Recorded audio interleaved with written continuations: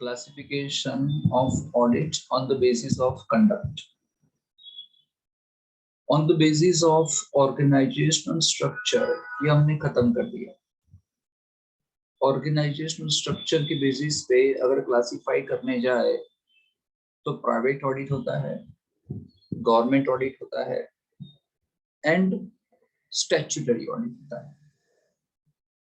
On the basis of conduct हमने word दिया है FBI PCI। एफ का मतलब फाइनल ऑडिट है ना, बी का मतलब बैलेंस शीट ऑडिट, आई का मतलब इंटरिम ऑडिट, पी का मतलब पार्शियल ऑडिट, सी का मतलब कंटिन्यूअस ऑडिट एंड आई का मतलब इंटरनल ऑडिट। क्या देख लिया हमने? फाइनल ऑडिट कंप्लीट किया लास्ट लेक्चर में, कंटिन्यूअस ऑडिट कंप्लीट किया एंड इंटरिम ऑडिट खत्म किया कल। चलिए तो अभी देखते हैं पहले पार्शियल ऑडिट। स्टार्ट करते हैं, पहले लेते हैं पार्शियल ऑडिट।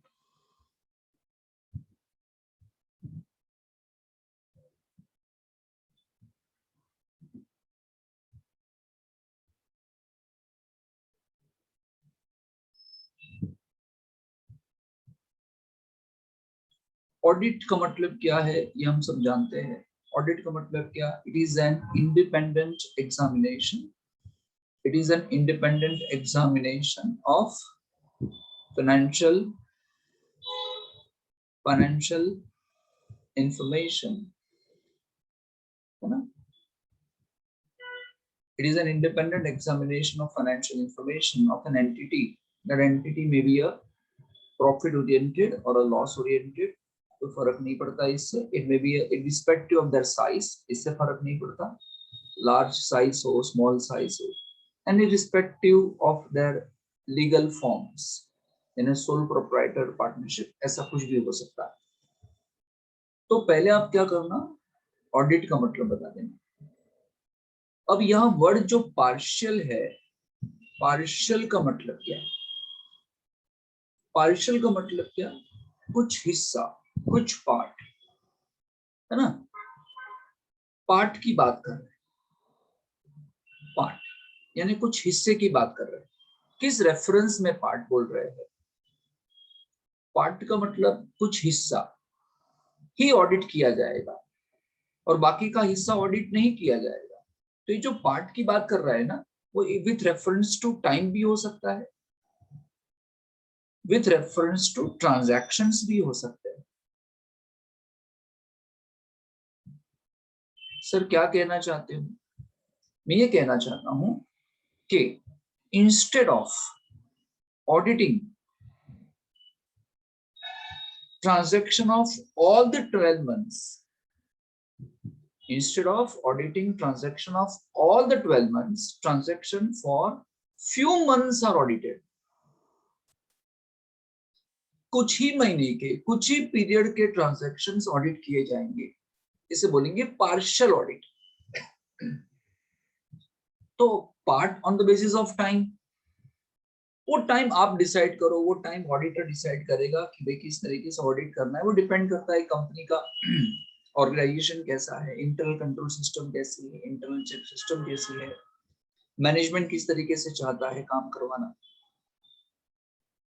अगर अप्रैल टू मार्च का एक अकाउंटिंग ईयर है तो कौन से महीने के ट्रांजैक्शन ऑडिट किए जाए, अप्रैल के, मई के, दिसंबर के, मार्च के, वो डिसाइड कौन करता है? ऑडिटर।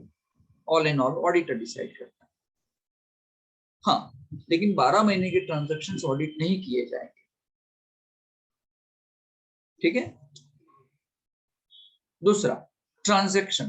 ट्रांजैक्शन का मतलब क्या? हम 12 महीने के ही 12 महीने का ही ऑडिट करेंगे, पूरे साल का ही ऑडिट करेंगे, बट सभी ट्रांजैक्शन ऑडिट नहीं करेंगे। वो ट्रांजैक्शन डिसाइड करेंगे कि कौन कौन से ट्रांजैक्शन का ही ऑडिट करना है।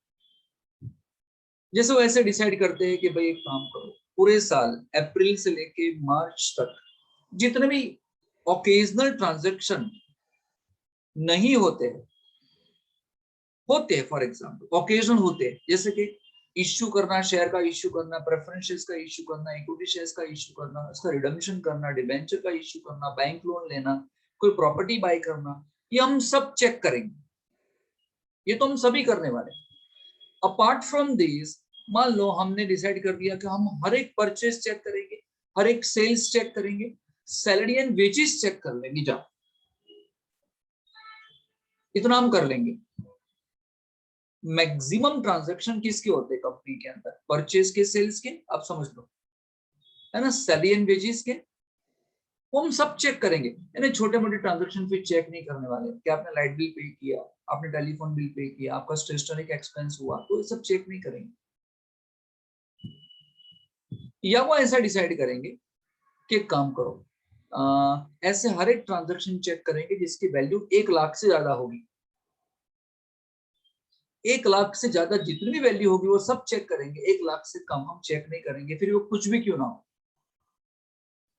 That is called partial audit. तो पार्शियल यानी part with reference to time, with reference to transaction. Instead of checking transaction for all the 12 months, some period transactions are checked. Instead of checking, you know, all 100% transactions, some particular transactions are checked.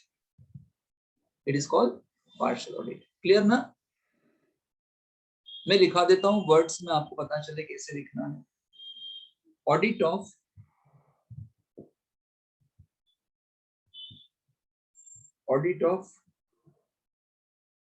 particular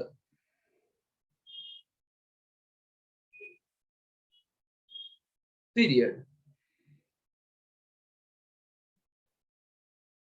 or particular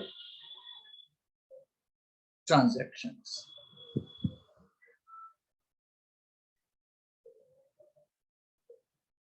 ऐसा लिख सकते हो आप simple से words में।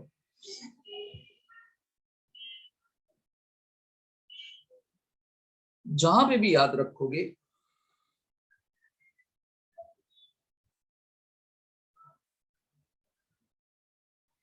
Suitable, जहां पे भी ऑडिट कंपलसरी है ना,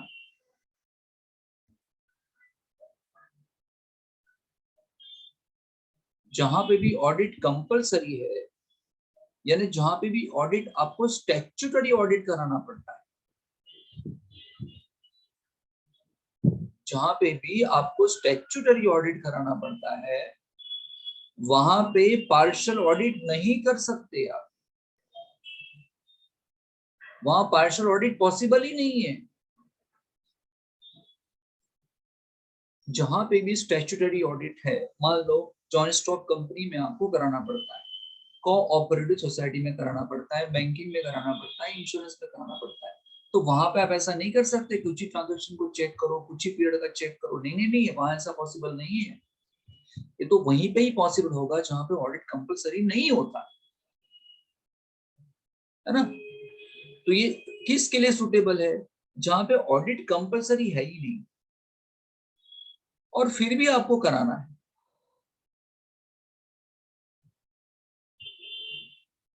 ऑडिट कंपलसरी नहीं है और फिर भी आपको ऑडिट कराना है। समझ में आया? यहां पे सुटेबल है।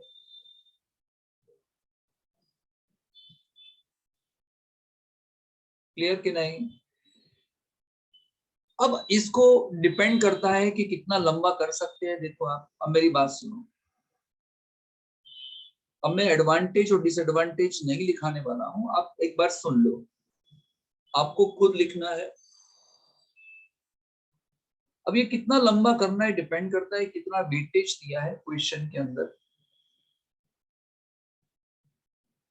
अगर ये 2 या 3 मार्क के लिए पूछा गया था तो इतना ही लिखो काफी है, लेकिन मान लो अगर 5 मार्क के लिए पूछ लिया, शॉर्ट नोट ही पूछ लिया आपको, तो फिर आपको एडवांटेज लिखने पड़ेंगे। और एडवांटेज कौन से वाले आएंगे बताओ? कंटिन्यूअस ऑडिट वाले एडवांटेज आएंगे या फाइनल ऑडिट वाले एडवांटेज आएंगे? किसके एडवांटेज ज्यादा आएंगे यहाँ पे?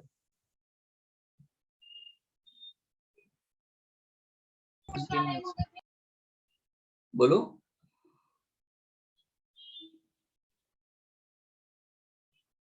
एडवांटेज नए नए कहां से लाओगे? आपको ये सोचना है कि यहाँ पे एडवांटेज क्या रहेंगे। एक बात बताओ, क्या यहाँ पे कॉस्ट ज्यादा रहेगा या कम रहेगा?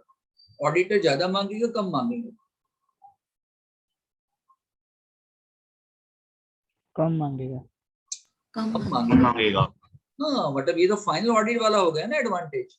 हेलो, फिर यहाँ उनका जो भी स्टाफ होगा, क्लाइंट का स्टाफ डिस्टर्ब नहीं होगा ज्यादा, क्योंकि कुछ ही ट्रांजैक्शन चेक करने हैं, स्मूथ वर्किंग रहेगा। यस और नो? डिसएडवांटेज में क्या रहेगा कि भाई कुछ एरर्स एंड फ्रॉड्स तो अनडिटेक्टेड ही रहेगी, क्योंकि सब चेक नहीं कर रहे हो आप। समझ रहे कि नहीं समझ रहे? कुछ चीजें आपको अपनी खोपड़ी चला के भी काम करनी पड़ेगी, लिखनी पड़ेगी वहां पे एग्जाम में। तो मेरे हिसाब से क्या आना चाहिए इसके अंदर, एडवांटेज क्या आना चाहिए? इंट्रीम के जो एडवांटेज थे, इंट्रीम ऑडिट के जो एडवांटेज थे, यानी डिसएडवांटेज किसके हो गए? कंटिन्यूअस ऑडिट के जो डिसएडवांटेज थे, इसके एडवांटेज बन जाएंगे। एंड कंटिन्यूअस ऑडिट के जो एडवांटेज थे, इसके डिसएडवांटेज बन जाएंगे। क्लियर? चलिए, इसको ज्यादा लंबा नहीं कर सकते हैं। नेक्स्ट है, तो क्या खत्म किया? देखो, ये एफ खत्म, ये आई खत्म, ये पी खत्म, ये सी खत्म, बचा क्या? ये आई और ये बी। चलो आई ले लेते हैं। आई का मतलब इंटरनल ऑडिट।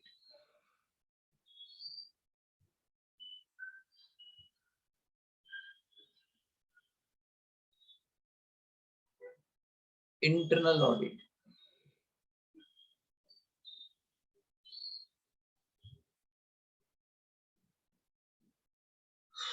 ऑडिट का मतलब पहले समझा देना।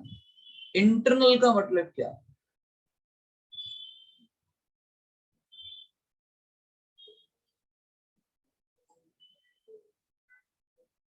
विद इन एन ऑर्गेनाइजेशन, इसे हम क्या बोलते हैं? इंटरनल। तो क्या सोच रहे हैं बताइए, जिन लोगों को ऑडिट कंपलसरी होता है ना, जनरली जिन एंटिटी को ऑडिट कंपलसरी है,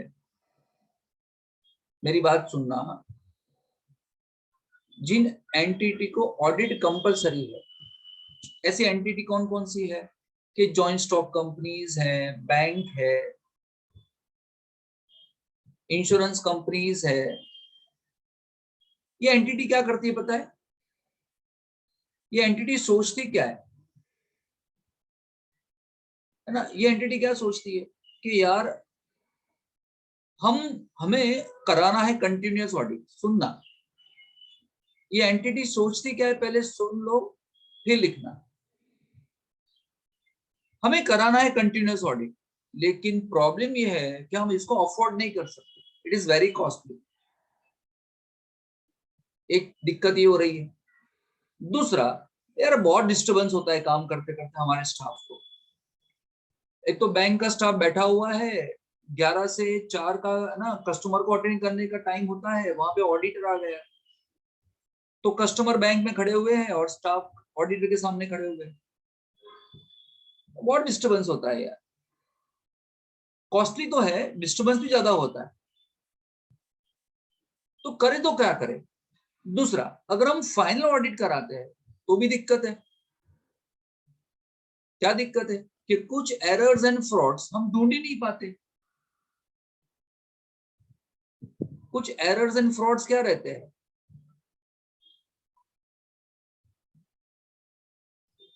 तो करे तो क्या करे यार? तो ये लोग क्या सोचते हैं पता है? ये लोग क्या सोचते हैं? वो सोचते हैं एक काम करे, एक काम करते हैं। ऑडिट करता कौन है? ऑडिट करता कौन है? सीए। एक काम करे, ये जो सीए है उसको हम जॉब पे रख देते हैं। उसको हम क्या पे करेंगे? सैलरी पे करेंगे। वो क्या करेगा हमारे लिए? वो हमारे लिए 365 डेज काम करेगा। सुनना मेरी बात, साल के पहले दिन से आएगा, 1 अप्रैल से आएगा, 31 मार्च तक आएगा, पूरे साल वो आएगा।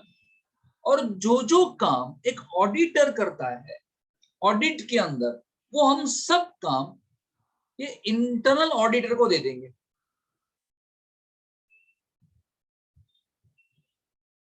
समझ रहे हो? इससे होगा क्या, हमें इतना कॉस्टली भी नहीं पड़ेगा। इससे होगा क्या, एक बंदा 8 आवर्स 24/7 है ना, मतलब 24 घंटे में 8 घंटे तो हमारे लिए काम करेगा ही करेगा, जब तक ये ऑफिस चलता है वर्किंग आवर्स के अंदर। साइमल्टेनियसली ऑडिट चलता ही रहेगा, महंगा भी नहीं पड़ेगा, हमारा एम्प्लॉय भी रहेगा, कभी भी कोई भी सलाह चाहिए तो उसको ले सकता है, हमें कुछ एक्स्ट्रा पे करने की जरूरत नहीं है, एक्स्ट्रा एडवाइस चाहिए तो। आप समझ रहे हो मैं क्या कह रहा हूं? हेलो, आप मुंडी हिलाओगे थोड़ी मुझे दिखाई देगा, सबको साथ में देखना पड़ता है फिर मुझे, यहाँ पे मुंडी हिलाना नहीं, हाँ बोलना होता है। हाँ। अरे बाबा बोलो, हाँ हाँ बोलो, ऐसा अभी बड़े हो गए आप लोग, हाँ सर। आईने में देखना अपने हाँ आप सर। को, हाँ सर। हाँ आईने में सर। देखना डर जाओगे, अरे ये कौन है, अरे ये तो मैं ही हूँ, इतना भयंकर।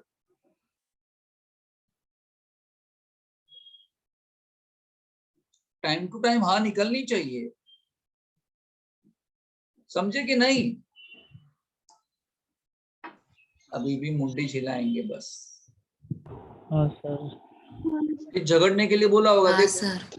हाँ सर। झगड़ने के लिए बोले, देखो अभी कौन है, देखो फिर कहां कहां से नए नए लफ्ज ले आते हैं।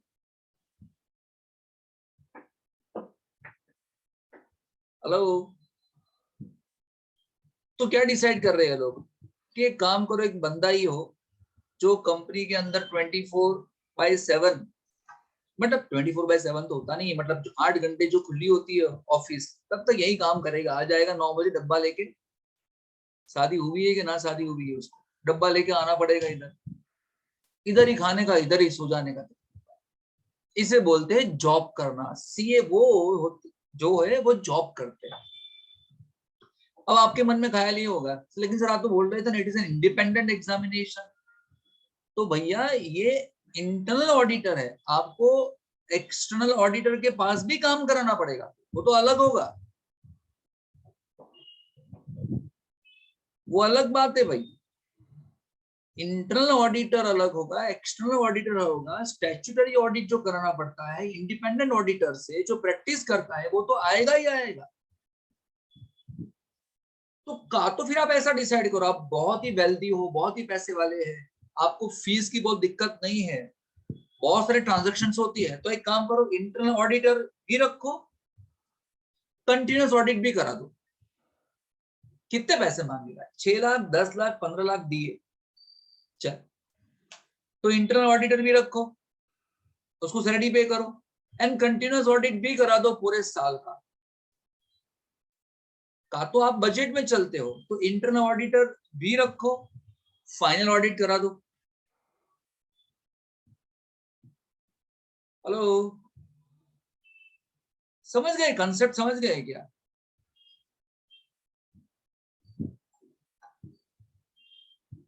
बोलो ना, आया ना? हाँ सर। हाँ अरे सर। यार मैं तेरे को जब भी पूछूं तेरे को हाँ बोल देने का, सोचा मत कर यार, इसमें क्या सोचने का, तेरे को पूछता कौन है मेरे अलावा? ऑब्जेक्टिव्स ऑफ इंटरनल ऑडिट,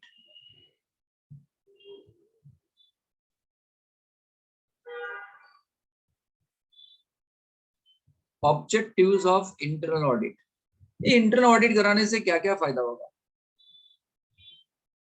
क्या क्या होने वाला है इससे? इससे ये होगा, इससे ये होगा, इससे ये होगा, इससे ये होगा, सर ये क्या होगा, ये क्या है, क्या सर, है ना, इससे ये होगा, इससे ये होगा। सर क्या होगा, लिखा ये अंडे गिरा रहे हो लेकिन लिखते नहीं यार।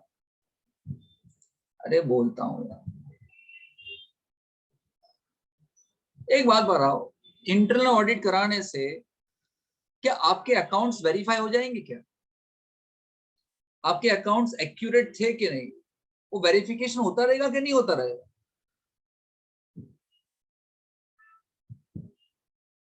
होता रहेगा सर। अरे यार तो बताओ यार, verifying the accuracy of account.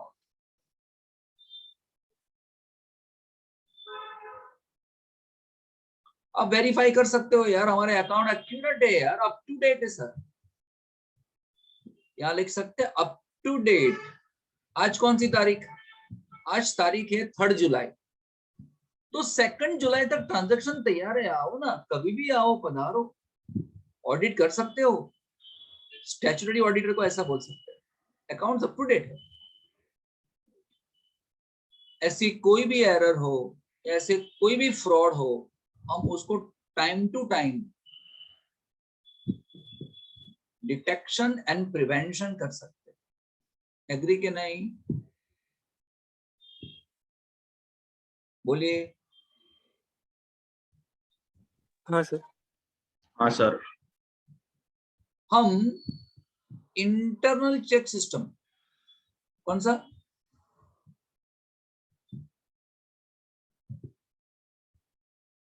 Internal check system को रिव्यू करवा सकते हैं। उससे क्या करा सकते हैं? रिव्यू। सर आज ये बता ही दो कि इंटरनल चेक सिस्टम क्या होती है। सर हम बहुत तड़प रहे हैं इसको लेके सर, हम इतना फंडामेंटल पढ़ते हैं आपको पता नहीं है, अभी हमको इसको बताना पड़ेगा ये क्या है। एक बात बता, 10th तूने पास कर लिया होगा? हाँ कब का सर? अभी बीकॉम होने आया है सर। अच्छा, 12th भी पास कर लिया होगा? Yes sir. पता है आप जो पेपर लिखते हैं 12th बोर्ड का, 10th बोर्ड का, फिर वो चेक करने जाता है, क्या बोलते हो उसको? चेक करने वाले को क्या बोलेंगे हम? पेपर चेक करने वाले को पेपर चेकर बोलेंगे, और नहीं तो क्या बोलेंगे? हेलो, पता है किस तरह से काम देते हैं उसको? अगर मैं पेपर चेक करता हूं अकाउंट का, तो मुझे क्वेश्चन नंबर 1 ही चेक करना है बस।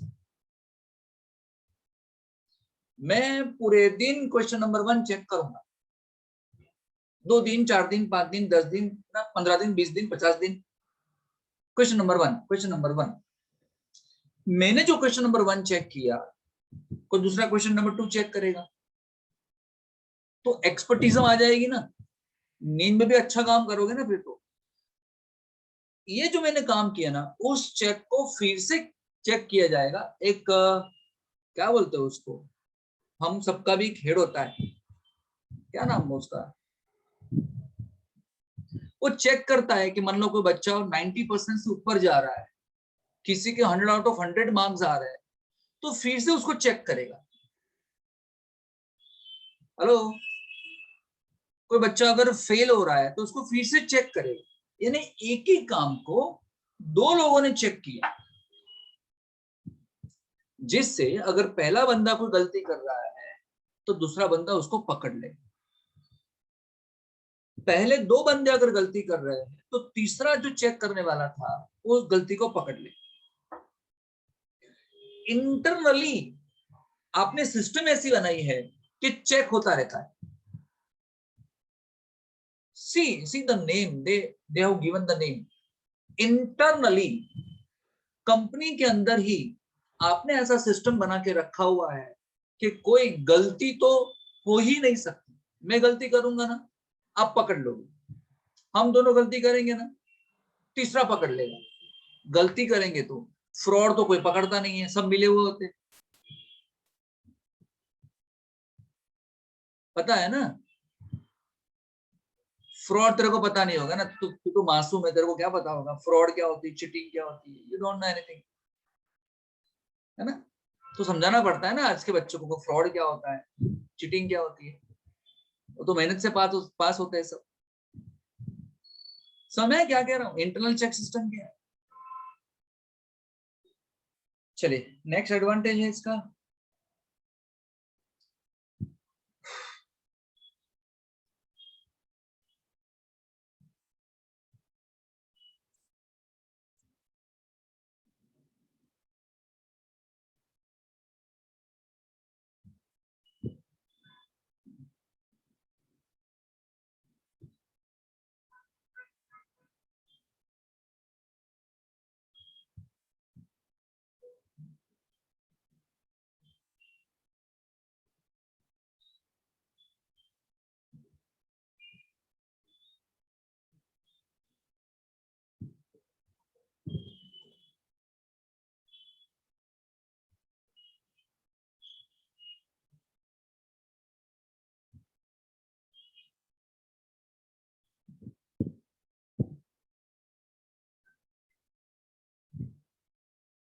बोलिए काफी इतना,